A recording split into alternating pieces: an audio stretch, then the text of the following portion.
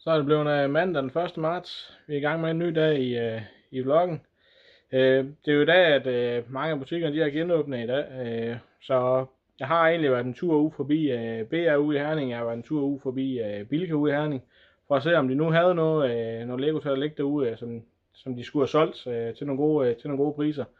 Men der var ikke noget som helst derude, der var nedsat. Så det var en lidt kedelig tur at køre derud for at se, at der slet ikke var noget. Så i stedet for, så er jeg gået i gang herhjemme her og begyndt at få delt nogle sæt ud herhjemme. Jeg havde jo 7 af dem der lige skulle deles ud. Så dem har jeg fået lagt ud nu. Så er de næsten var klar til at blive lagt ind nu. Jeg skal lige have skrevet have lavet majkostpriser på dem, og så ellers have lagt dem ind i butikken. Så det er mandagen. Den kommer til at stå på i dag i butikken. Og så kan det jo være, at hvis vi prøver at gå ind og kigge, så har jeg stadigvæk et par sæt til at ligge herinde. Må jeg selv nå at få delt mere ud i dag. Så for jeg har også dem her, jeg gerne vil have delt ud. Men om jeg når det i dag, det ved jeg ikke helt. Så. Men det er i hvert fald det, den kommer til at stå på i butikken. Så det går hen og bliver den 6. marts. Og det kan være, at der er nogen af jer, der har lagt mærke til, at jeg har ikke kommet ud med sådan en video over, hvordan det er gået med salg i butikken her i februar måned. Og en af grunden til, at jeg ikke har lavet den her gang, det er egentlig fordi, at jeg har været inde og kigge på nogle af de andre, jeg har haft lavet, og jeg synes ikke, det er fordi, der er ret mange, der ser den. Der er ikke så mange visninger på den, og folk de bruger ikke så lang tid på den. Så jeg vurderede lidt, at der måske ikke var så stor interesse i at folk de gad at se de videoer der. Så derfor så valgte jeg egentlig ikke at lave en fra februar måned af. Men i stedet for så måske lige fortælle jer her i vloggen, hvordan det er gået fra salget i februar måned. Så. Men hvis I gerne vil se sådan en video, hvor jeg går lidt mere i detaljer omkring salget fra hver måned, jamen, så smid lige en kommentar ned i kommentarfeltet, så jeg ved det, og så vil jeg gerne lave dem igen. Men ellers februar måned, det var ikke den allerbedste måned, den var lidt sløv. Jeg nåede at komme op på de 15 ordrer, som jeg havde som målsætning for måneden. Men det var nogle meget lille ordre, der var ind, så jeg tror ikke, jeg havde mere end en omsætning på omkring lige under 1800 kroner eller sådan noget, og en profit på omkring 650 kroner eller sådan noget i den stil. Så ikke den allerbedste måned. Så.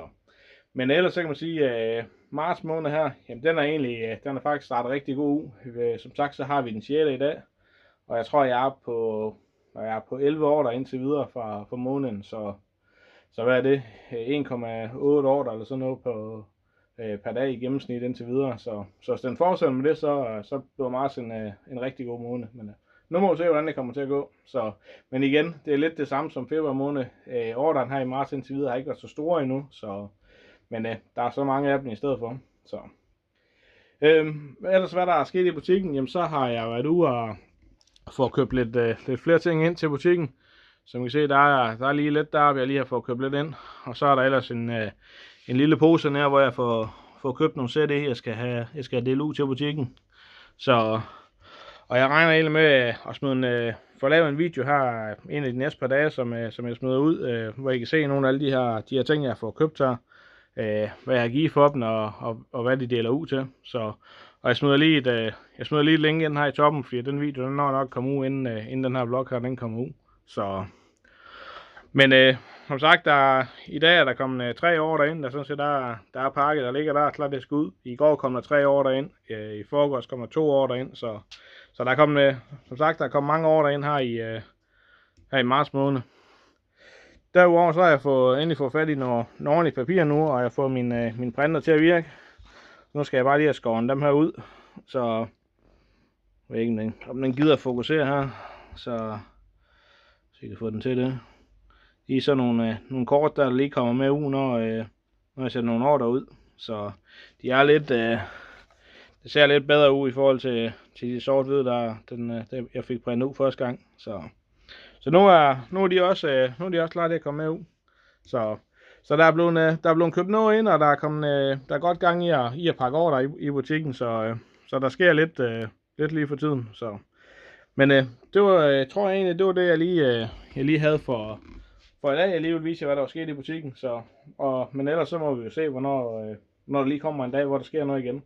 Men nu regner jeg i hvert fald med, at her i næste par dage, der vil jeg få lavet en video omkring nogle af alle de sæt, jeg har fået købt ind. Så den håber jeg, I glæder jer til at se.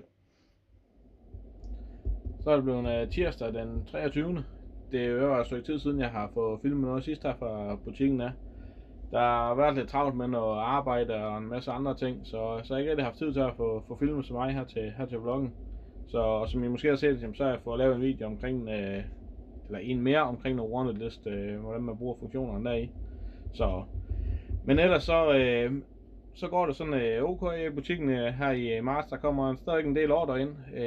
De er desværre alle sammen stadigvæk nogle forholdsvis små ordre, der kommer ind. Men jeg tror jeg er på 25 ordre eller sådan noget her i marts indtil videre. Så over en ordre om dagen.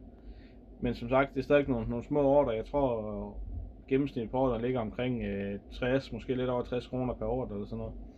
Og jeg vil gerne jeg gad godt, at de kommer op og ligge omkring 100-150 kroner eller sådan noget ordren i stedet for. Men det er sådan, hvad det er. Så en af de ting, jeg lige går over i, det er, om jeg måske for næste måned skulle gå ind og smide en minimum buy på ordre på 10 kroner på. Lige nu, der har jeg ingenting på. Og det er egentlig fordi, at jeg tror, ud af de her 25 ordre, jeg har, eller sådan noget, der er måske 6-7 stykker af dem, jamen de er under 10 kroner.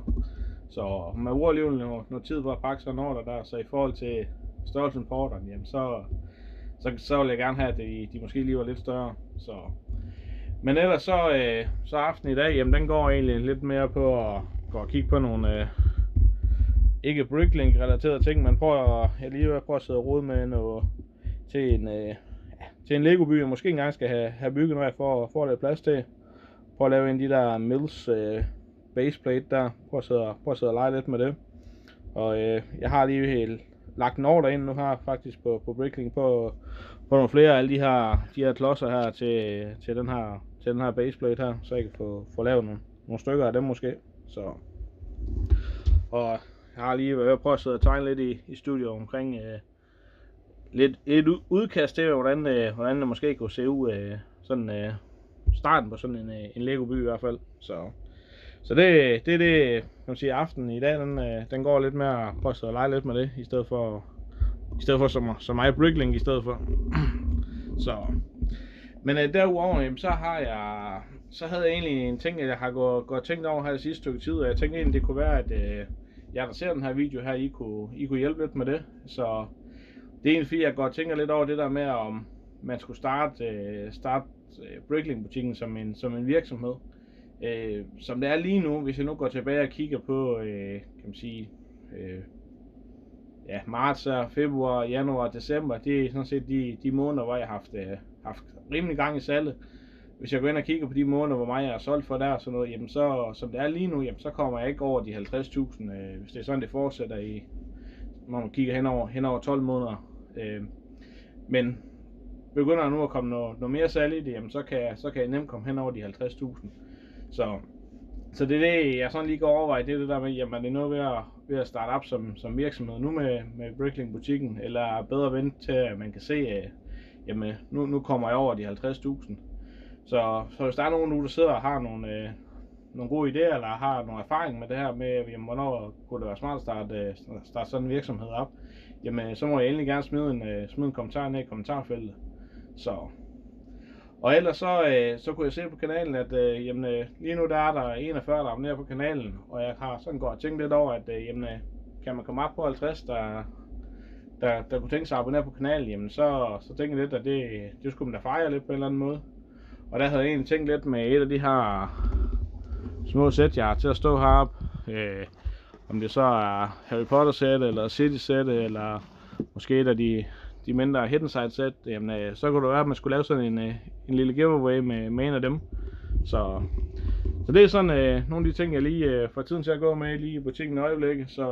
Men nu må vi se, om vi kommer op på de 50 abonnenter herinde for den nærmeste fremtid. Så kunne det være, at vi skulle lave sådan en lille giveaway for at fejre det. Men det er sådan, jeg har fået tiden til at gå i butikken her det sidste stykke tid. Jeg har været lidt travlt med alt muligt andet, så det det er mest stået på egentlig bare at fylde lidt op i butikken med nogle af de sæt, jeg er stående, og så få bakket de ordre, når der nogle gange kommer ind. Så. Og ellers så tror jeg egentlig, det var lidt det for vloggen i den her måned her. Jeg tror egentlig ikke, jeg ved godt, vi kun har den, som sagt den 23. Men jeg tror ikke, jeg når at få filmet så meget mere i den her måned her. Og jeg tænkte lige også, den her video, den skulle ud her omkring weekenden, der kommer, eller måske lige efter weekenden. Så det er sådan lidt, som sagt, det der er sket her i marts måned, her i Breakdance butikken.